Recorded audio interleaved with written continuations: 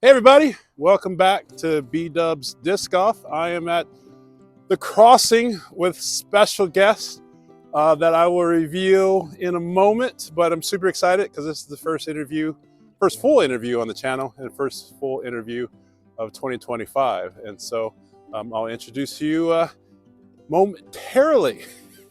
So we're gonna have fun. Special guest, Mr. Nathan Queen. Hey, good to see you, man. Appreciate you joining me. We got Sadie in the background too. Sadie, we'll see Sadie. I hope she's just kind of, man, she is chill. Oh yeah, she'll be around. All right. So what we're gonna do today, we're just gonna play some. Nathan's gonna tell me which baskets to play. We're gonna jump around, have a good time, and I'm gonna ask questions as we go. So we'll see how it goes. This is your profession, right? Yeah. You ever get sick of playing? I wouldn't really say sick of playing. There's certain places or types of shots that you can get sick of throwing.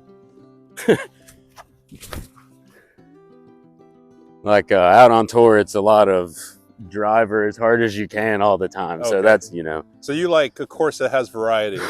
Yeah. It's just, it's not fun, but once you do it as a profession, it's almost not fun to throw the same shot every hole. Right. That makes sense. That makes sense.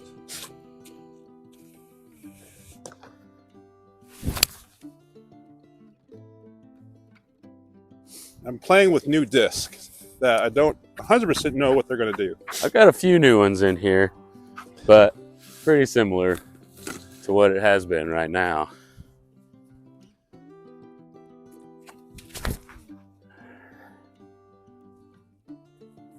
That's one of the new ones.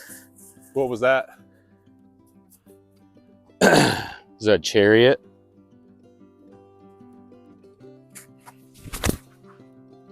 That's also another new one, Centurion.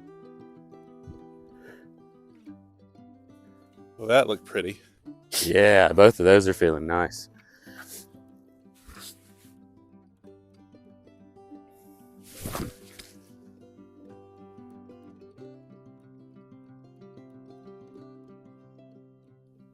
Just warm. Turn it over.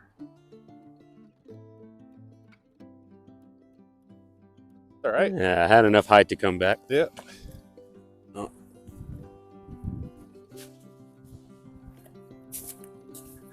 Cold putters don't go very far. No, you don't have to when you're parked like that. Yeah.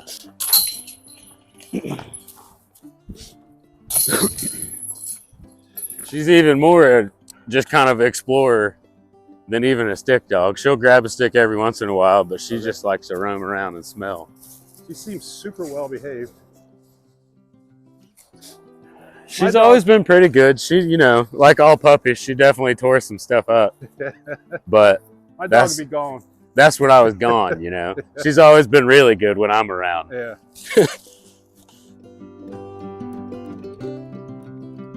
Carolina Bible Camp in Mocksville, North Carolina. Wait, so Carolina Bible Camp? It's a church camp I went to every summer. Okay. Till I was 13 or 14 or so. And they had disc golf as an activity. They had a little 9-hole pole hole course. They didn't have any baskets. It was just a little like fence post, pretty much, a little metal fence post. Yeah. That you played backwards if you wanted to play all 18. Okay. But yeah, they had a little pro shop. I remember I was probably 11 or 12 the first time I played it out there. I think they had like 6 discs in their little canteen where you bought candy and stuff. Right. And stock disc at the time was an 11-time T-Bird. So that's the first disc that I ever bought. Yeah. I played with that out there once a summer for a few years. It didn't really grab me right away. And then built up, played at Johnson Street some. Once I could start driving, I probably played once a month or maybe once a week later on once I got closer to 20, but still wasn't like, I hadn't purchased discs. I didn't go buy a disc golf bag. Right. Like I had my 8 discs in my Fox book bag Yeah. Because I used to do motocross, so I just had discs that I had found or somebody gave me. Yeah. For a long time, I maybe played. So Johnson Street was where I played at whenever I was around here. Right. I maybe played a few of their. They did singles on Tuesday nights, I think. I probably played a few of those as intermediate. Okay. You know, I think I was putting with a birdie. Yeah, I think I was putting with a birdie. So that tells you a lot. Yeah, yeah.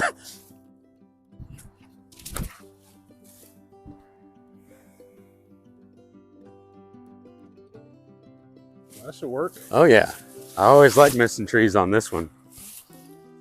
This one I try really hard not to bogey.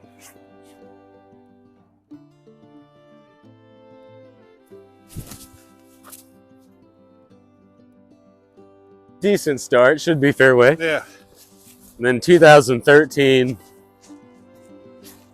I ended up moving to New Bern. I was 23, also working, laying floors. Yeah. And first day I was down there, Glen Burnie Park. I looked it up because I didn't know anybody and I wanted to do something. Drove out, and it's the first hill that you run into in New Bern is driving into the park. So I like that to start with because there was a hill. But they ended up having I didn't know about it, but I showed up and they were having a doubles event. So the first day I was in New Bern, I met some people playing disc golf, and that is where it really started. Okay. That's where I started playing a lot. Right. See if I can learn some camera work now too, huh? I'm sure you'll be fine. So that's the one thing that I was surprised by about the sport. I don't even know if I've met a disc golfer I don't like. Like everyone seems pretty laid back. I've met a few, but okay. that's all right. This is a smaller percentage than most things. All right. Oh, that's all right. Got a chance at the not bogey. Yeah, 2013 moved to New Bern. Played doubles every week. Started amassing frisbees from winning doubles on Tuesdays. Yeah. Played some monthlies and whatnot throughout the year. And even most of 2014, I still hadn't really. I maybe played a PDGA tournament. I know the first one I played was the Craven Chains Classic there at Glen Burnie Park. Okay. In New Bern. Yeah. I played advanced. That's the first PDGA tournament I played. How'd it go? Tied for third. So I think that's good. Sounds good to me. I didn't like it because I like to win, but Yeah. that was the only advanced event I ended up playing as a non-PDGA member.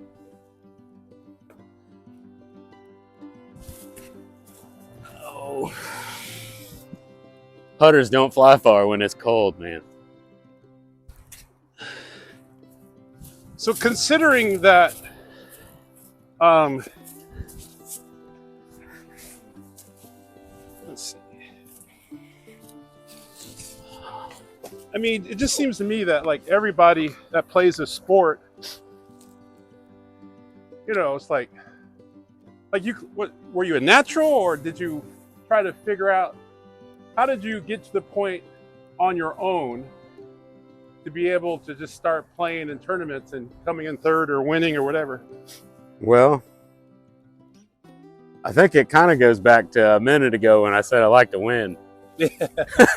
I played baseball growing up, and I did motocross after that. That's what kind of grabbed me a lot. So I've always done, and if I wasn't out doing something like that, I was riding my bike miles, away from home and riding back. So I've always been doing athletic stuff.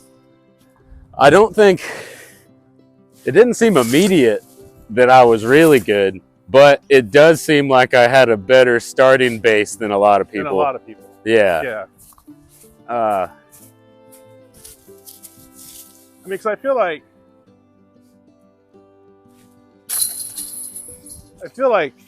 I don't know, I want to say it took me like a year to get to the point where I even thought about trying a tournament. Just out of...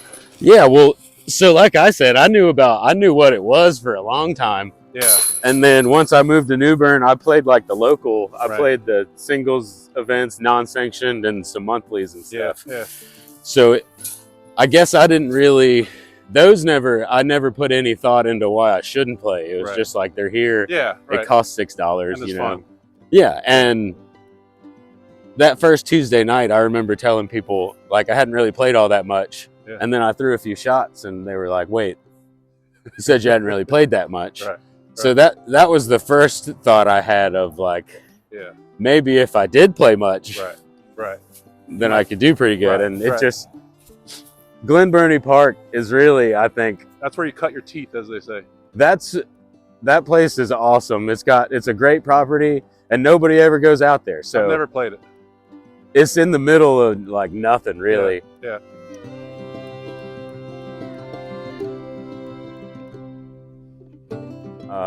It's 45 minutes away from the coast, but there's not much around it that makes you be in the area where you can go to it.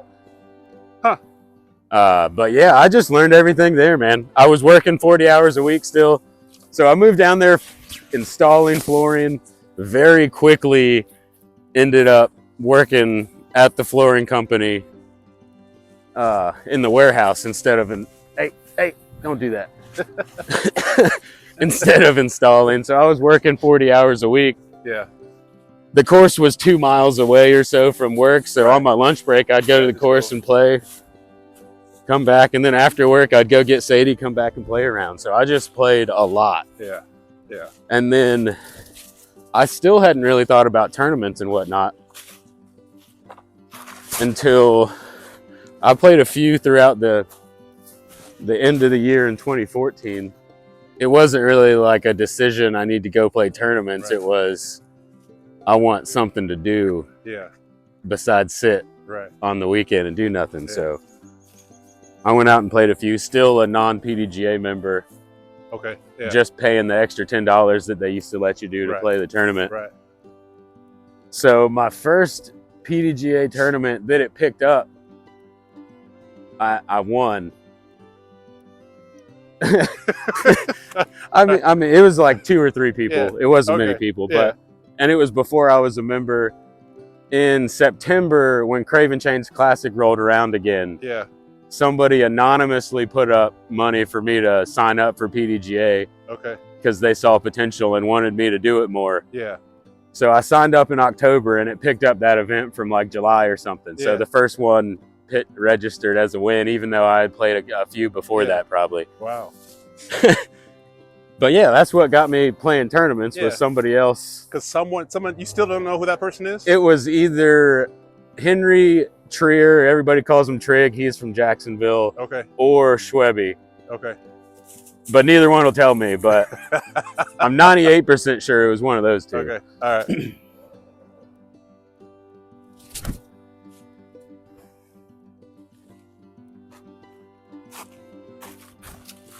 Watch out on the back of the pad here, a little icy. Yeah. I'm actually a short runner-up anyway, but... Same.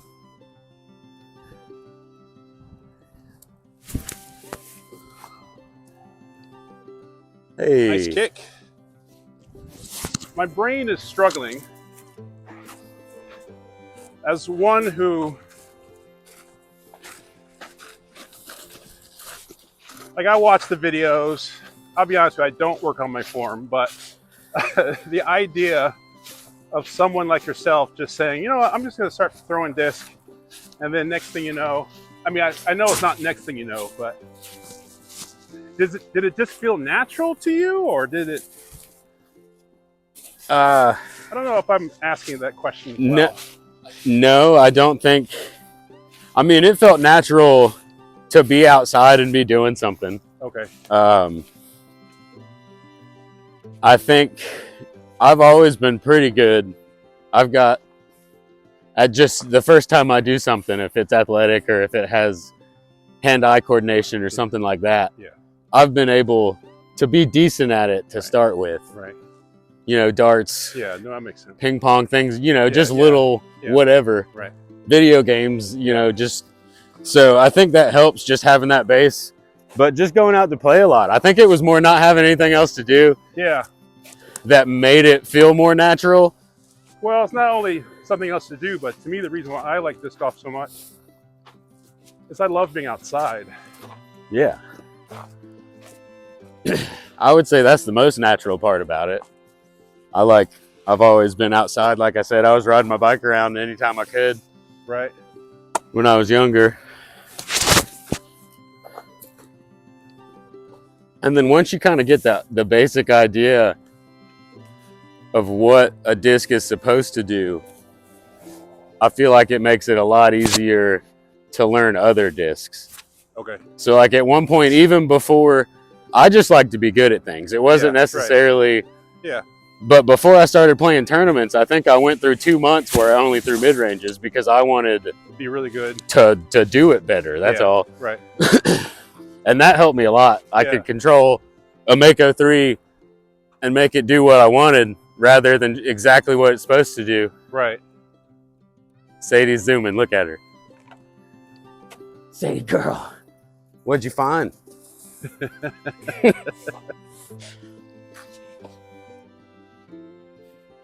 Some ice. That's what she found. Shoo. Just glad I didn't slip.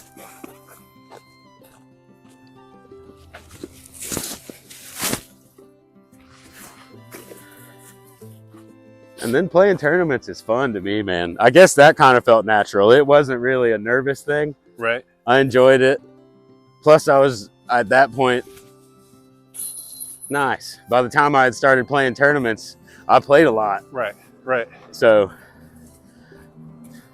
I won some early on, like getting into 2015. That's the first year I went out and like played tournaments. Yeah. Jumped straight from the 5 or 6 I played in 2014 to 2015, I played over 30. Okay. And I won 5 of them. In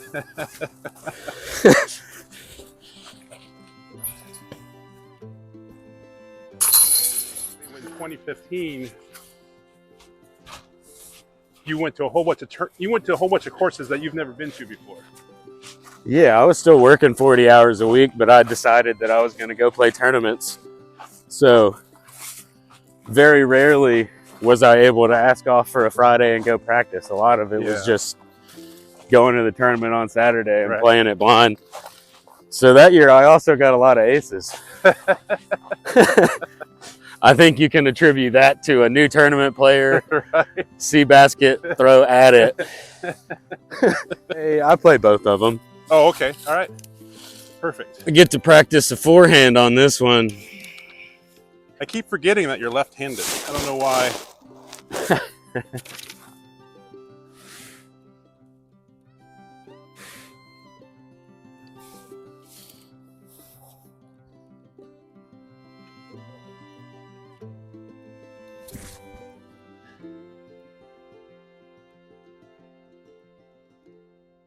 That'll work.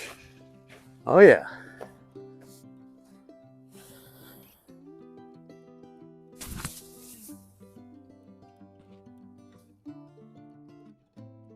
I'll take some luck. All right, so I know you're from Kernersville, and I'm a big fan of food. So, sort of two-part question. Your favorite restaurant in Kernersville or the Triad area, and then along with that, your favorite food in general. Well, I guess they're both probably going to be the same answer. Mexican food. And it's changed names throughout the years, but Palenque over on, man, I'm bad with directions. I think it's over on like the north side of Kernersville, going past Goodwill and everything. Okay, yeah. Up that way. And it's called Palenque? Palenque, yeah. All right. It's it used to be a Monterey's way back in the day. Yeah, yeah. But it's always been, I think, the best one around.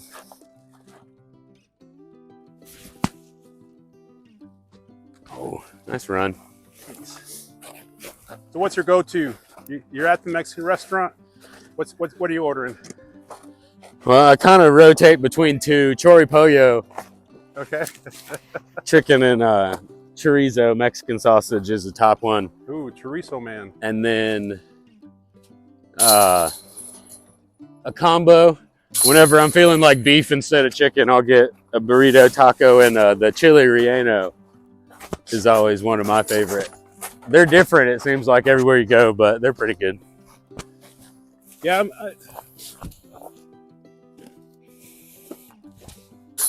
in many ways, I'm a little bit of a Mexican food snob. So I'm originally from Los Angeles, so I'm always interested to see, because sometimes what people like in Mexican food, sometimes what people like in Mexican food is actually like Tex-Mex, right? Or they'll say, "Oh, I know a great Mexican restaurant you go to. It's a place called Chile's." You know, right. You're in a relationship with Rebecca Cox. Yeah. What was the process of the wooing of Rebecca Cox?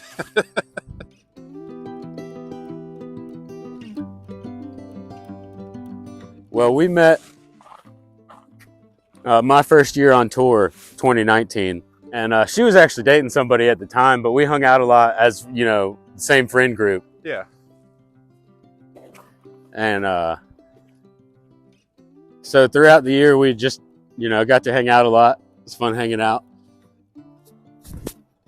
Oh, I didn't think enough about the forehand. And towards the end of the year, around Maple Hill, I think they had split up. So we ended up hanging out a little more often, and rather than with everybody around, we got to hang out just us a couple times. Yeah. So, you know, it was kind of naturally grew throughout the year. And I think I got pretty lucky. We seemed to fit well together, so I didn't have to like woo very hard. Just seems like our personalities made that happen for us. No game. No. Maybe so, but I've always been unaware of a lot of things like that. I just try for what I want, and I don't really know what I'm doing sometimes. I mean, because it's kind of it is a small community. I assume a lot of disc golfers hang out with one another. Yeah, throughout the year. Yeah, like you said, you're traveling around with all the same people, so with similar interests. Yeah, you end up hanging out a lot. It's changed a little bit since. Well, it's kind of getting back to where everybody's hanging out again, but for a few years with the COVID thing, it was kind of a little more separated. Right. But yeah, you end up seeing a lot of the same people a lot, which is always nice.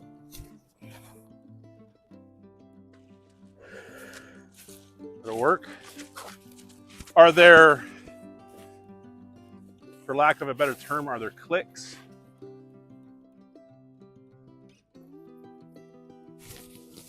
Well, you're gonna have that with about everything, I believe. Let me rephrase that question, because everything is like, not that it's high school. Friend groups, yes, is kind of what I would say, more than cliques. Like there's people that you hit up still, and there's people that you'll run into and hang out with. Right. Well, all right. Let me rephrase the question. Are there the cool kids? Oh no, I don't think there's anything like that. Okay. All right. Maybe the prodigy kids or the dynamic kid. You know, it kind of that seems to happen sometimes.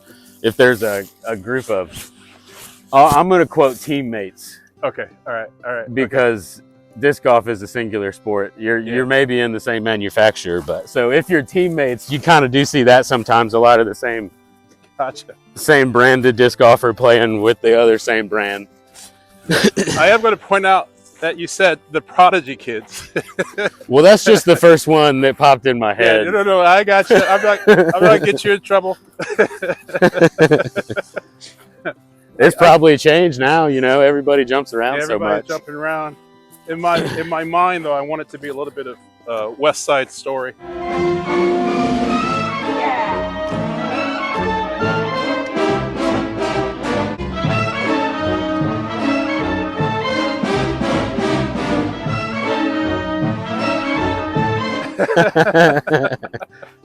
Right. It seems like you've got the Discmania boys now. They're kind of they're banding together.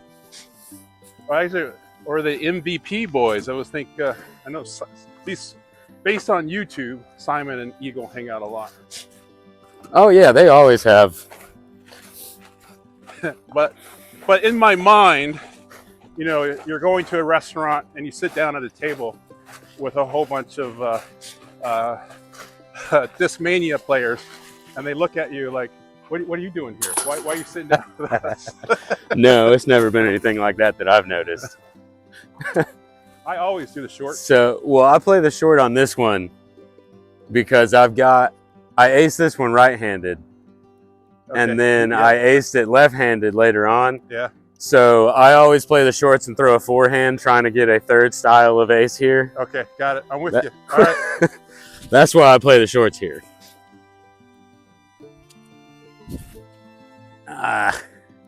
Not quite. It's the first one I've had too high. Next question is, tell me what it was like to be on Team Innova, or being sponsored by Innova. Why did you leave?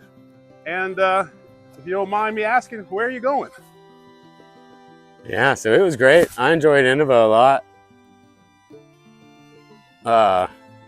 The way I amassed discs in Glen Burnie, or in New Bern at Glen Burnie Park, the store was Innova discs, so that's just kind of what I threw when I started. Then got sponsored in 2018. I'd mainly stuck around North Carolina, South Carolina. So just, sorry to interrupt, just out of curiosity, when you got sponsored by Innova in 2018, did they reach out to you? Like, I've always been curious how that works. So I had reached out to them previously. Okay. And had some short conversations. But when I did get sponsored, let's see, Scott Conway and Phil Bartholomew went up to Pennsylvania to try to qualify for USDGC. Yeah. It's the farthest I had ever traveled to play. It was like 9 hours or so. Right. And I won an A tier up there. Oh, okay. So after I won, they reached back out to me, which was neat. And that's when I got sponsored. And then... And for probably more from myself, but I would imagine, what does it actually mean? Like last year, I was on Prodigy Street Team, and I was actually thinking about doing a video on what that means. Right. Because obviously I didn't get paid, but it came with a lot of regulations and rules, and right. And I was throwing Prodigy anyway, but I actually enjoyed it. So that's one thing. But when you're a pro and you're sponsored, I'm sure it varies, but what does that actually mean? Yeah, it definitely varies, but it's I